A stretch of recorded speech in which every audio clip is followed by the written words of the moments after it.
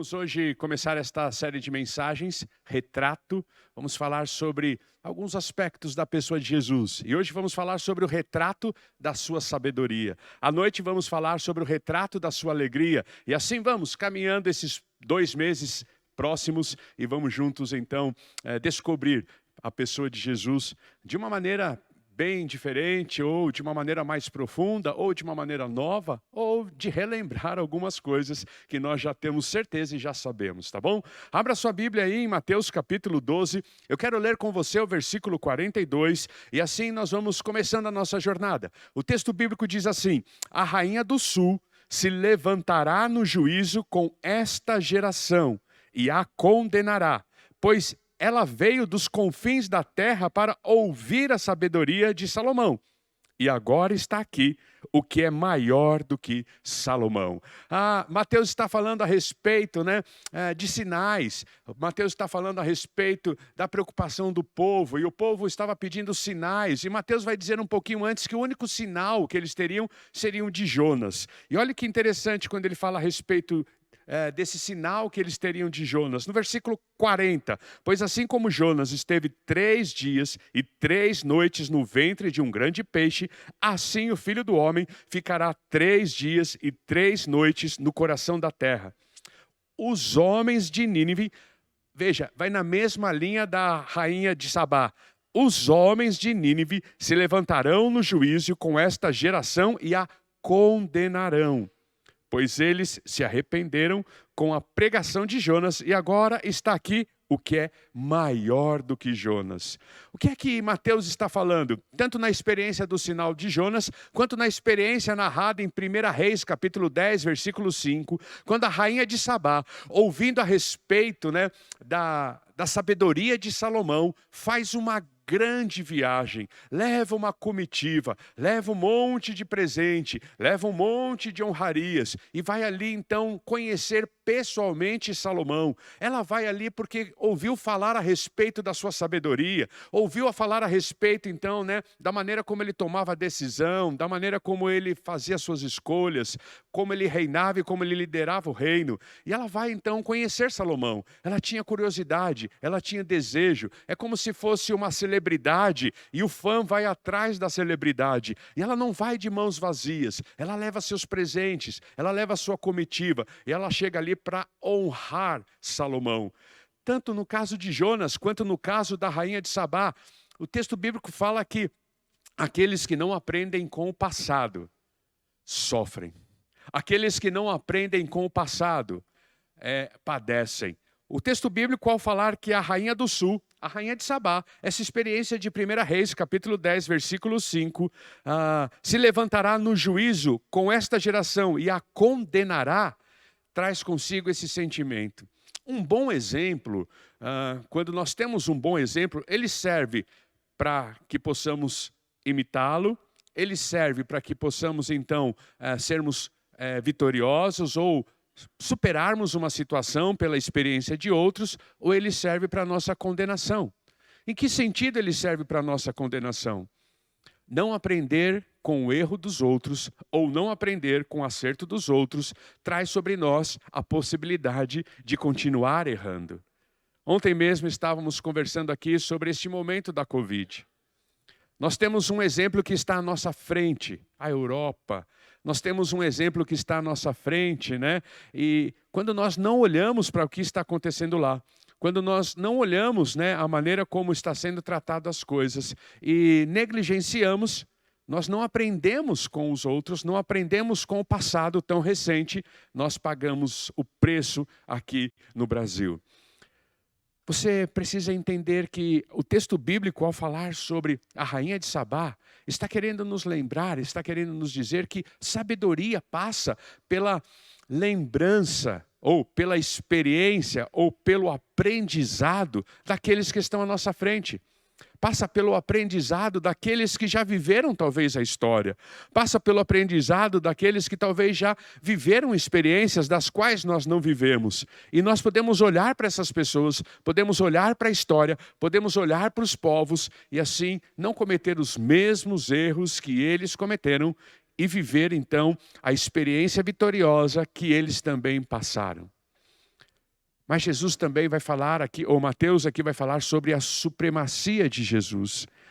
Salomão foi um homem sábio, é verdade. Todos nós podemos até afirmar que entre os homens da terra, ele foi o mais sábio. Até chegar Jesus Cristo. Até o momento em que Jesus Cristo se fez homem e começou a andar entre nós.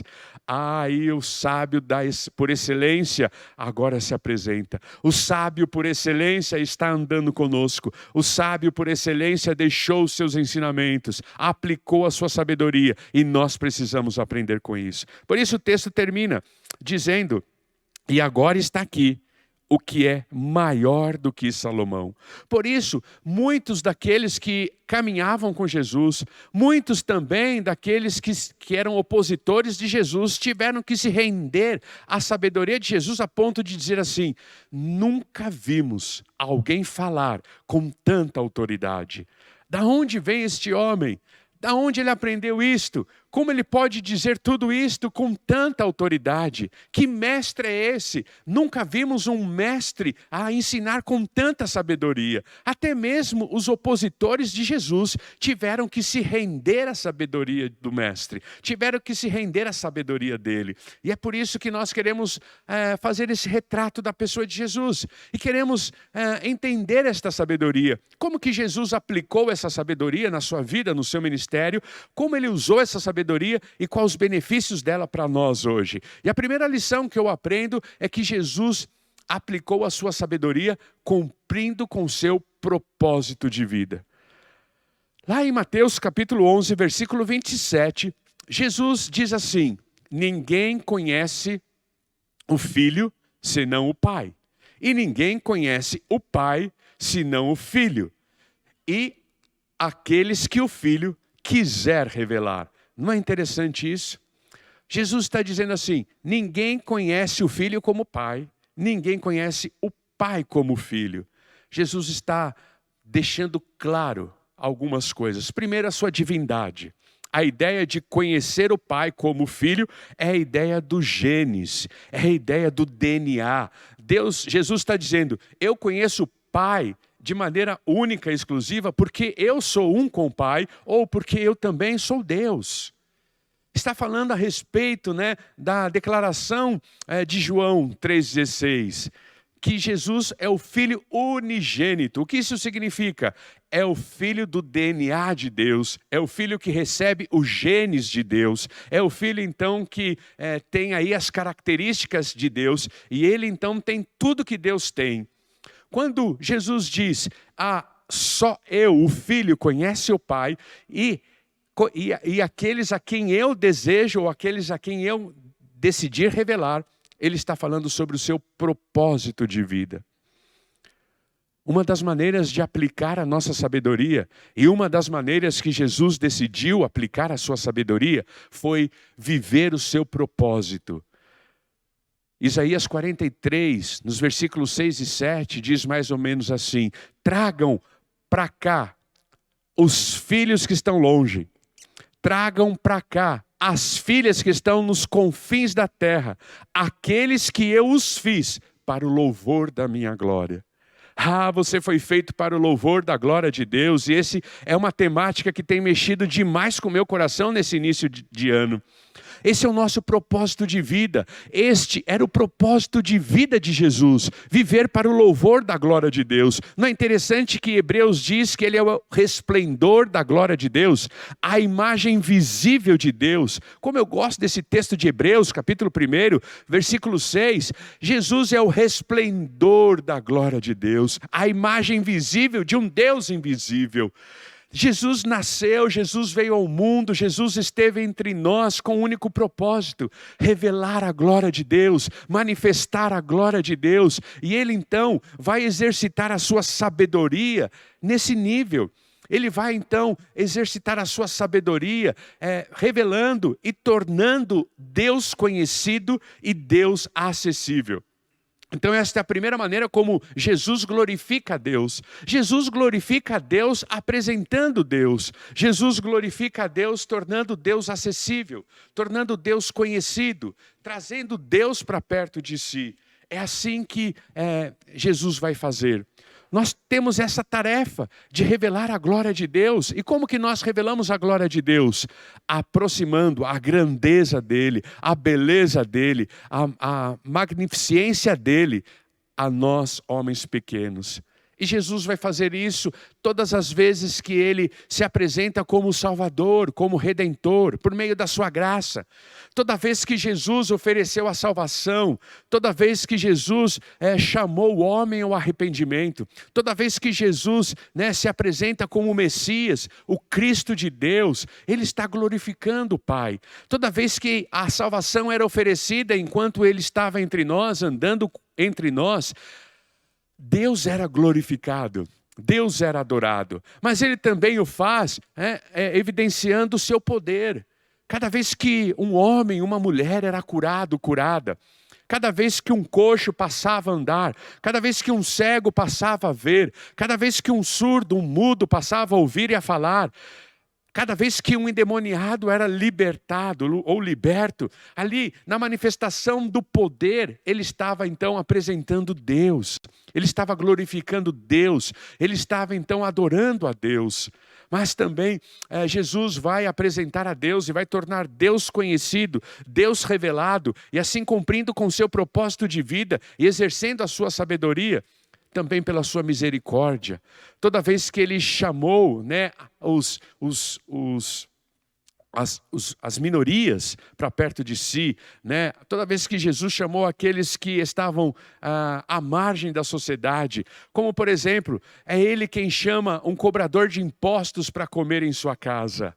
É Ele que para num tanque e junto desse tanque, ele conversa com uma mulher, e ali até mesmo a mulher acha estranha, como ele sendo judeu, conversa com ela sendo samaritana, mas ali Jesus está então revelando o poder de Deus com a sua misericórdia.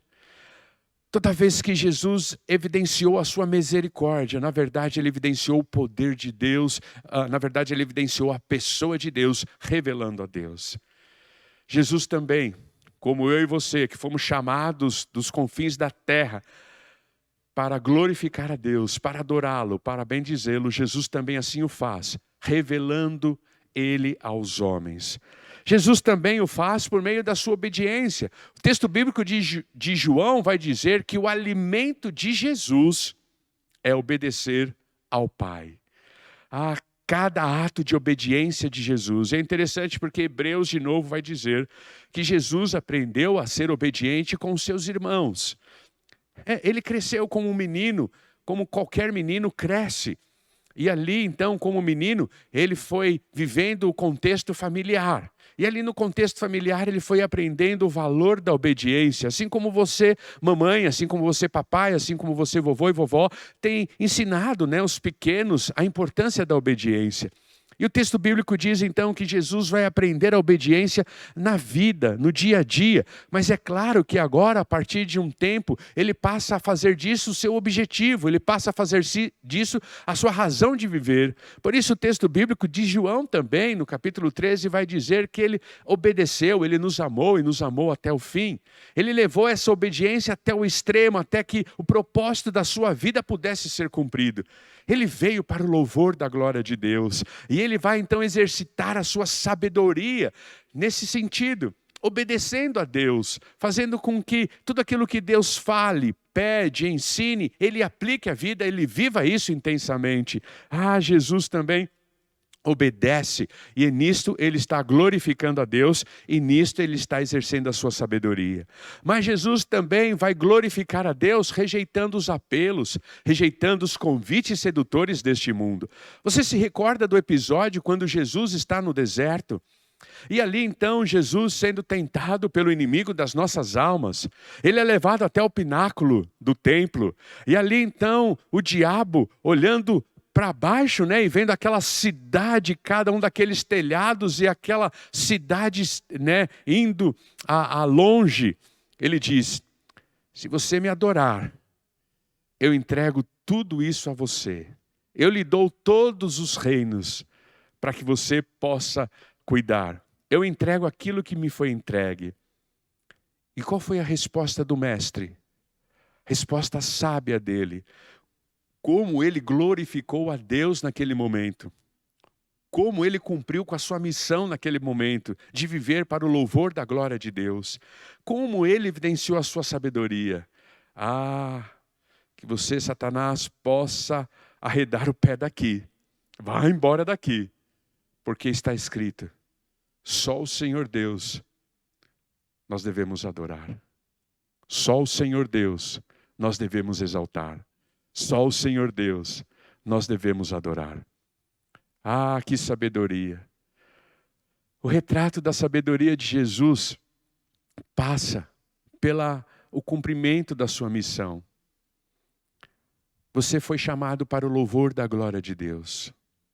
Você foi chamado para adorá-lo. Esse é o propósito de Deus para a sua vida. Deus não tem como propósito para você, para a sua vida, né, a prosperidade financeira, ainda que Ele nos abençoe. Deus não tem como propósito para a sua vida, né, o desenvolvimento intelectual, ainda que é necessário demais. Eu volto a dizer e insisto com isso. Por que eu estou batendo nessa tecla? Porque às vezes nós trocamos o propósito das nossas vidas, que é adorar a Deus, que é engrandecer o seu nome, pelas misérias que este mundo pode nos oferecer, pelas seduções que este mundo pode nos oferecer, pelas leis que este mundo pode nos oferecer, muitas vezes ensinadas, né, pelos doutores deste mundo, que não chegam nem aos pés da sabedoria do Mestre. Você foi feito para o louvor da glória de Deus. Sabe o que Deus tem colocado no meu coração? Eu vou dividir com você. O que eu já dividi com a minha esposa e com a minha filha e que eu tenho orado a Deus. Sabe o que Deus tem pedido? Que uma das maneiras que eu tenho, como Fernando, de glorificar a Deus, é tornar o púlpito excelente. E eu estou me esforçando e vou continuar me esforçando para que cada vez que eu subir neste púlpito, para que cada vez que eu estiver à frente de uma câmara, eu possa adorar a Deus com o meu melhor e entregar o meu melhor da palavra de Deus. É isso que Deus tem pedido para mim. É desta maneira que eu vou glorificá-lo, adorá-lo e cumprir com o propósito que Ele tem para mim. E você? Como você poderia glorificar a Deus? Talvez você possa seguir aqui, né, o exemplo de Jesus. Você possa revelar a Deus às pessoas, fazendo com que a grandeza dele se aproxime do homem. Você pode glorificar a Deus obedecendo de todo o seu coração. Você pode glorificar a Deus como Jesus fez, dizendo, ei, Satanás, arreda o pé daqui. Ei, aqui é lugar de adoração e o único que eu vou adorar é o Deus que me mandou, é o Deus que é o meu Pai. Pare com isso. Talvez você possa dizer não aos convites sedutores deste mundo. Quando eu penso nisso, quando eu penso na sabedoria de Jesus e na missão que Ele está cumprindo, e na maneira como Ele revelou ao Pai, e como Ele defendeu a sua divindade, dizendo apenas o Pai conhece o Filho, e apenas o Filho conhece o Pai, e todos aqueles a quem Ele desejou, a quem Ele decidiu revelar, eu me lembro da possibilidade, eu me lembro da experiência do microscópio e do telescópio. Você sabe que ambos, né, tanto o microscópio como o telescópio, aumentam uma realidade. Mas o microscópio aumenta uma realidade que não existe. Você pega um pó e coloca, né, debaixo de um microscópio, esse pó pode se tornar um monstro. Mas esse pó não é grande. Esse pó é pequeno. Então, é um aumento mentiroso. Isso é iniquidade. Mas quando a gente pensa no telescópio, imagine os astros. Olha agora, você está aí na sala da sua casa, está na sacada, você tem um quintal. Olha agora para o céu.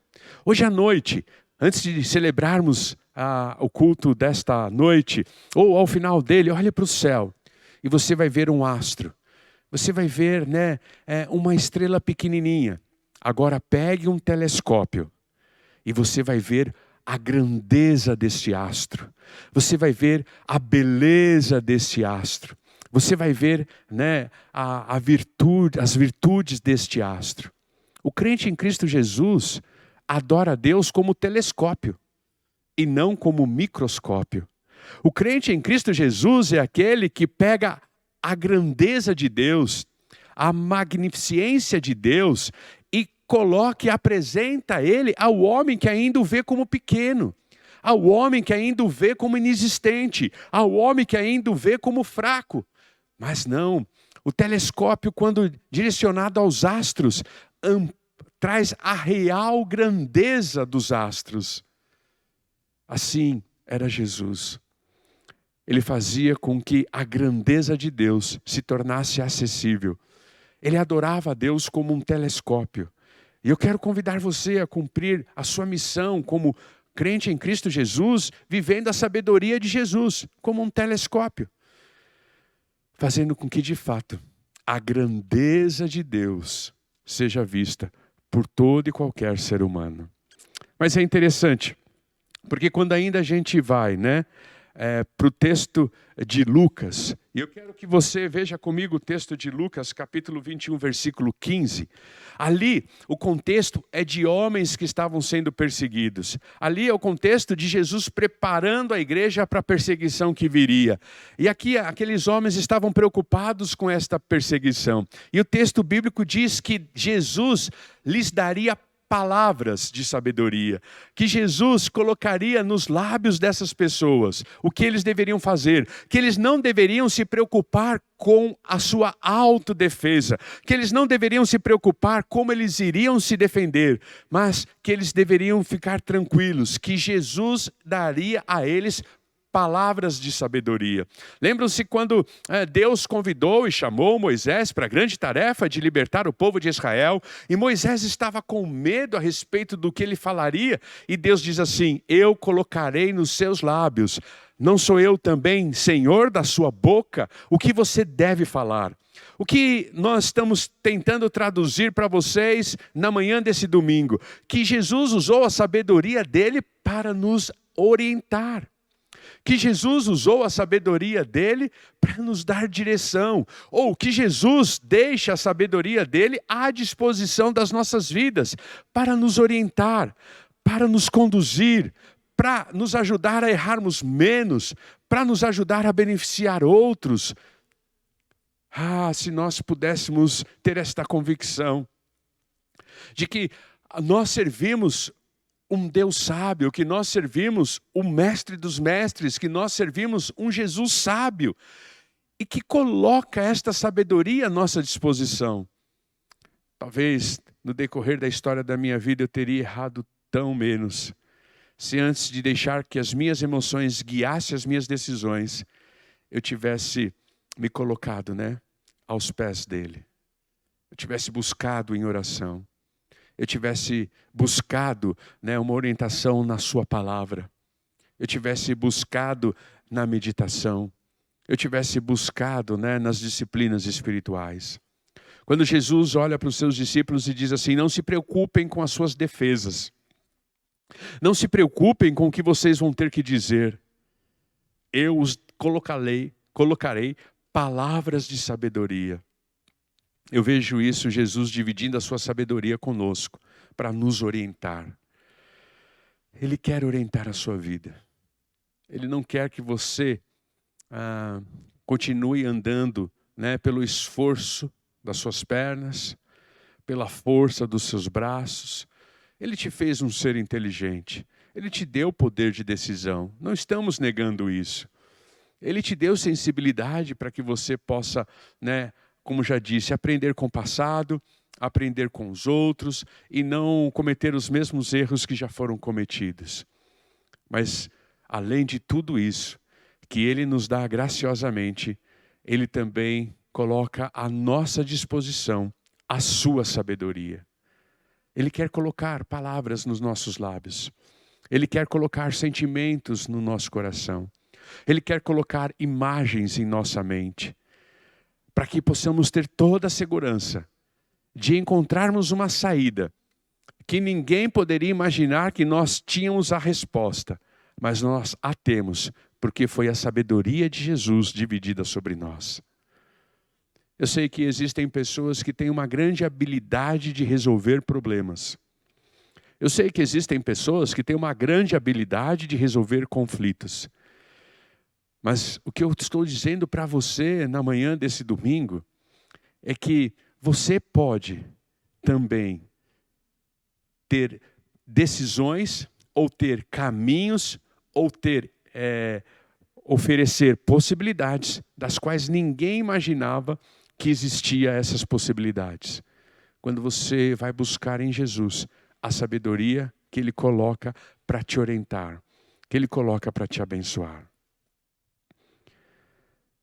O que eu quero é convidar você, enquanto estivermos pensando no retrato de Jesus, e quando estivermos aqui nesse momento, pensando na sua sabedoria, o que eu quero convidar você é que você adquira esse hábito. Adquira o hábito de orar antes de tomar uma decisão.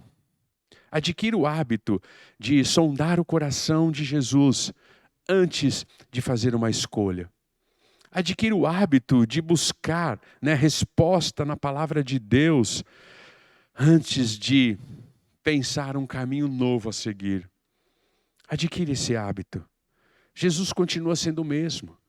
Aqueles homens estavam atemorizados, porque eles daqui a pouquinho seriam encurralados.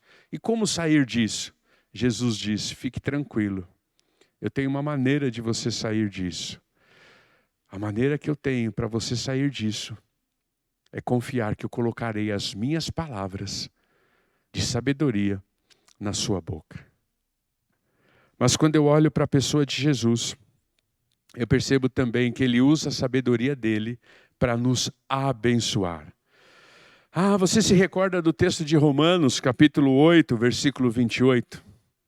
O texto de Romanos, capítulo 8, versículo 28, diz assim: sabemos que Deus Ele está trabalhando, sabemos que Deus está agindo, e Ele está fazendo isso em todas as coisas, para o nosso bem, para o bem daqueles que o amam, dos que foram chamados de acordo com o seu propósito.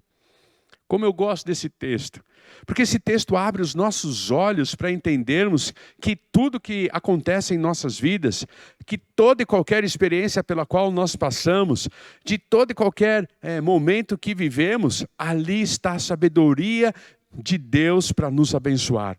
Ali está a sabedoria de Jesus para nos abençoar.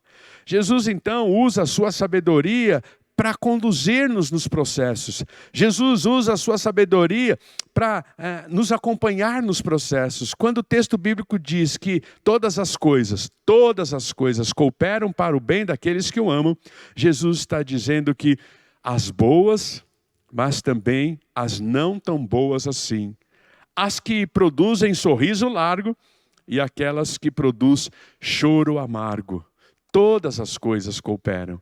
Não é um texto triunfalista no sentido de que tudo que acontece, ainda que seja de ruim, ou ainda que seja de bom, vai de alguma maneira nos produzir bênção. Não é nesse sentido triunfalista de que Deus está falando apenas das coisas boas que acontecem em nossas vidas, mas é no sentido de que Ele está trabalhando nos processos para até mesmo reverter as coisas ruins para o nosso aprendizado, para o nosso crescimento, para o nosso amadurecimento. Anos atrás, quando ainda eu usava relógio de pulso, e eu usei muito pouco relógio de pulso, mas eu tenho os meus lá, eu levei um dos meus no relojoeiro, obrigado, para fazer manutenção. E ele abriu o relógio e ele disse assim: pastor, o senhor já viu uma máquina de relógio trabalhando? Eu falei: não. Venha ver aqui, que interessante, pastor. E aí eu fui ver a máquina do relógio trabalhando. E aí é curioso porque quando o relógio trabalha, ele tem engrenagens que trabalham no sentido horário e ele tem engrenagens que trabalham no sentido anti-horário. Quando eu vi isso, eu falei assim: puxa, meu relógio está quebrado, por isso que ele tinha parado. O homem, o meu amigo, ele disse assim: do que o pastor está falando? Ele não está quebrado, é só bateria mesmo que precisa trocar. Não, ele está quebrado, olha, porque eu estou vendo uma engrenagem trabalhar no sentido horário e outra engrenagem trabalhar no sentido anti-horário. Ele disse assim: pastor, é assim que a máquina do relógio funciona. Ele tem engrenagem que é no sentido horário e ele tem engrenagem que é no sentido anti-horário. E é exatamente isso que faz com que o ponteiro ande na velocidade que ele tem que andar para que a hora seja marcada exatamente certa. Quando eu olho para esse texto de Romanos 8:28, quando o texto diz que todas as coisas cooperam para o bem daqueles que o amam, eu penso que a nossa vida é como uma máquina de relógio. Quando nós vislumbramos a sabedoria de Deus nos abençoando. Tem momentos na sua vida que tudo está andando no sentido horário. Tudo está indo bem. Tudo está de acordo com o que você planejou. Tudo está de acordo com o que você sonhou. Tudo está de acordo com o que você sente que é o melhor para a sua vida. Parece que há momentos na sua vida que o relógio está, a sua vida está andando no sentido horário. Mas não é curioso que nesse mesmo momento parece que tem outras coisas que estão andando no sentido contrário?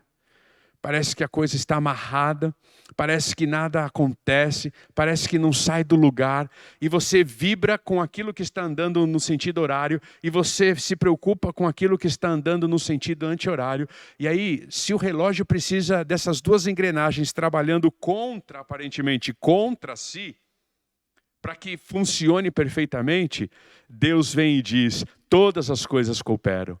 Quando a sua vida estiver andando no sentido horário, isso está cooperando para você. Quando a sua vida estiver andando no sentido anti-horário, isso também está cooperando para você. E são essas duas forças que fazem de você quem você é. E são essas duas forças que trabalham para você ser o que você é. São essas duas forças que conduzem a sua história, que conduzem a sua vida. E em tudo isso está a bênção de Deus. E em tudo isso está a sabedoria de Jesus. E em tudo isso está Jesus nos conduzindo e nos trabalhando. E trabalhando em nossas vidas para que eu possa alcançar o propósito dele e o ideal dele. Quando a gente olha para esta figura, para esta imagem, de que a engrenagem da vida às vezes está andando no sentido anti-horário. Eu me lembro de um texto de Oséias, no capítulo 5, versículo 15. Quando o povo estava ali, vivendo a sua vida de maneira irresponsável, sem se preocupar muito com Deus, sem estar muito interessado com Deus, e ali então eles estão sofrendo as consequências disto. Lá em Oséias capítulo 5, versículo 15, Deus vai dizer assim, que estes se arrependerão e clamarão ao meu nome. Estes se arrependerão e buscarão a minha face. Como nós já temos aprendido, como a vida já nos tem ensinado, como a vida já nos tem proporcionado. Quando a engrenagem está contrário ao sentido horário, nós temos muitos aprendizados. É aí que está a sabedoria de Jesus. Parece-me que seres humanos só aprendem, só têm uma profunda mudança quando eles passam por momentos traumáticos. Ninguém quer aprender quando a vida está andando no sentido horário.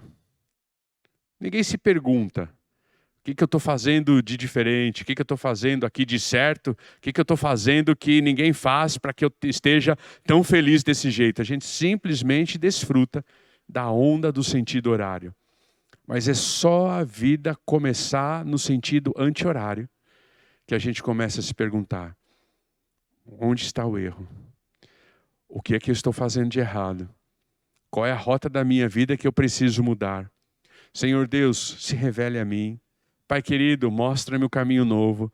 Pai, me ensine, me ajude a aprender rápido o que eu tenho que aprender com esta lição, com este momento. Pai, tenha misericórdia de mim. É aí que a gente começa, de fato, talvez, a buscar a Deus de uma maneira que nunca buscaríamos. Com isso, aprendo que Jesus coloca a sabedoria dele a serviço de nós, no desejo de nos abençoar. Porque nós precisamos entender que todas as coisas, todas as coisas. Quando o relógio está no sentido horário, contribuem para o meu bem. Quando o relógio está no sentido anti-horário, contribui para o meu bem. E esta máquina é exatamente desta forma que a nossa vida vai trabalhar perfeitamente. E ali está a sabedoria de Jesus, conduzindo esses processos, abençoando as nossas vidas, nos dando tranquilidade, daqui a pouco nos orientando, daqui a pouco a gente volta e retoma o propósito da nossa existência. E assim a gente vai então vivendo os dias onde possamos de fato realmente encontrar neles total contentamento. Jesus é sábio. É o que o texto bíblico nos diz. Mais sábio do que Salomão. Não existe ninguém que se compara à sabedoria dele. E a minha admiração, ela cresce exatamente porque eu tenho em Jesus um homem sábio e uma sabedoria que é incomparável. E uma grandeza que é incomparável. A minha admiração por Jesus cresce porque por mais que eu encontre homens estudiosos, PhDs, cientistas, de mentes brilhantes, não se equipara à sabedoria de Jesus. E eu quero convidar você na manhã desse domingo a pensar nesta realidade. A sabedoria de Jesus nunca foi usada por ele para benefício próprio. Você percebeu na mensagem de hoje? Ele usa a sua sabedoria para cumprir o propósito da sua vida, fazendo com que a grandeza de Deus seja vista pelo homem. Ele usa a sua sabedoria para nos orientar. Ele usa a sua sabedoria para nos aquietar, para nos lembrar que nós não estamos vivendo os nossos processos sozinhos, mas que Ele está nesses processos conduzindo tudo para que todas as coisas cooperem para o nosso bem. Não importa, por mais difícil que você esteja vivendo, os dias mais terríveis, por mais trabalhoso que estejam sendo os seus dias, por mais desilusões que você esteja administrando, todas as coisas estão trabalhando para que o seu relógio funcione perfeitamente. E o seu relógio nunca vai funcionar perfeitamente só quando ele estiver andando no sentido horário. Você precisa de uma força contrária para trazer equilíbrio. Veja que Jesus em nenhum momento usou a sua sabedoria em proveito próprio, para se defender. Usou a sua sabedoria para prevalecer. Não. Sempre foi para abençoar a vida de pessoas.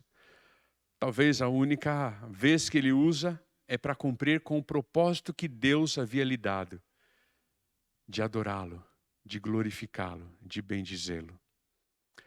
Na manhã de hoje eu quero convidar você a pensar nisso. Todos nós queremos tomar decisões sábias. Todos nós queremos andar com sabedoria. Tanto é verdade que Tiago vai dizer o seguinte: se você tem falta dela, peça a Deus que abundantemente nos dá. Eu sei que você já tem orado pedindo a Deus sabedoria. A vida ela é muito exigente e nós não conseguiríamos prevalecer sem esta sabedoria. Eu sei que você não passa um mês sequer sem fazer esta oração. Eu tenho certeza disso. Que você obedece aquilo que a palavra de Deus diz em Tiago. Muitas vezes por necessidade de sobrevivência. Porque eu sou assim. Talvez essa seja uma das orações que eu mais repito a Deus. Pai, me dê sabedoria. Por uma necessidade, de sobrevivência. Mas eu quero dizer a você que talvez esta sabedoria que você tem pedido a Deus, ela não se resuma em facilitar a sua vida, mas ela existe para estar a serviço e benefício de outros. Não seria tão bom se nós pudéssemos abençoar pessoas com a sabedoria que Ele tem nos dado, aliviando o sofrimento de outros, ajudando outros a saírem dos enroscos em que eles estão? Eu sei que você tem no seu caminho alguém que você ama muito. E eu sei que você tem em seu caminho alguém que você não gostaria de ver. E que você não gostaria que ele permanecesse na vida e do jeito que ele está vivendo. Sabe qual é a oração que você tem que fazer? Pai, dai-me sabedoria para que eu possa, como o teu filho, abençoar a vida do fulano e da fulana de tal. Deus não quer dar sabedoria a você para seu único, exclusivamente benefício próprio. Deus quer dar sabedoria a você para você abençoar aquele a quem Ele colocar no seu caminho.